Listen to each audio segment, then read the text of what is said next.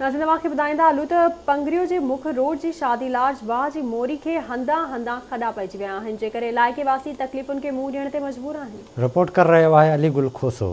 टंडो बागो वाया पंगिरो जी main road जी शादीलार जे वाह जी मोरी ज़बून हाल थियण सां गॾु मोरी में हंधा हंधा खॾा पइजी विया आहिनि, जंहिं सबबु मोरी तां गुज़रंदड़ सवें गाॾियूं पंहिंजे रिस्क ते गुज़रनि थियूं। हिन मोरी तां गुज़रंदड़ ट्रांसपोर्ट ड्राइवरनि हिते जे राहकुनि आवाज़ टीवी खे ॿुधायो त कंहिं बि वक़्तु मोरी ते को वॾो हादसो थी सघे थो। माछी वेठा आहिनि, छजड़ा वेठा आहिनि, असांजा राति जो ॿार बि तंग थियो वञनि, रुगो गाॾी जी मटण जी घटी कोन्हे जो असां क्रॉस करे पंगिरे इलाज वञी करायूं। इस्माला जंहिंमें असांखे ही पुल ठाहिराए ॾियो, ही पको सही कराए ॾियो जो असांजा बच्चा अचण वञण में सवला थियनि। हालत अहिड़ी लॻी पई आहे जी असां क्रॉस था करियूं, असांखे डपु थो लॻे अगरि हीअ लोड गाॾी अंदरि किरी पई त केरु असांजो धणी बि कोन थींदो हिते। हिन रोड ते असीं वञूं था पंगिरियो त असांखे 3 कलाक 3.5 कलाक रुगो पहुचण में था लॻनि, ऐं महिरबानी करियो ऐं हिन रोड खे थोरो मरामत करे ठारायो वञे।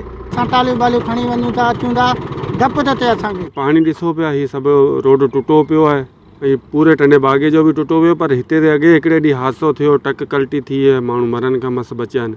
ऐं हींअर बि तक़रीबन हितां टिपंदे असांखे डपु थो थिए, ॿियो असांजो घस बि कोन्हे। हेतिरी ट्रांसपोर्ट हिन रोड ते हले थी, हेतिरी आवाम हले थी, पर हिन रोड जो को सरवा करण वारो कोन्हे, को पुछण वारो कोन्हे।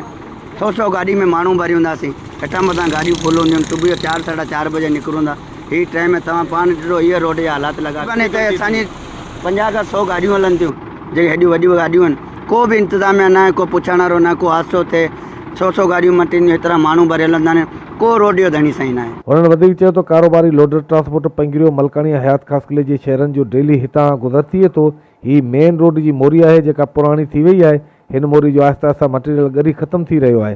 हिननि आला इख़्तियारनि वसवारनि खे अपील कंदे चयो त हिन मोरी खे ठारायो वञे जीअं कंहिं वॾे हादसे खां बची सघिजे। कैमरामैन सां गॾु अली गुल खोसो, आवाज़ टीवी न्यूज़ पंगिरियो।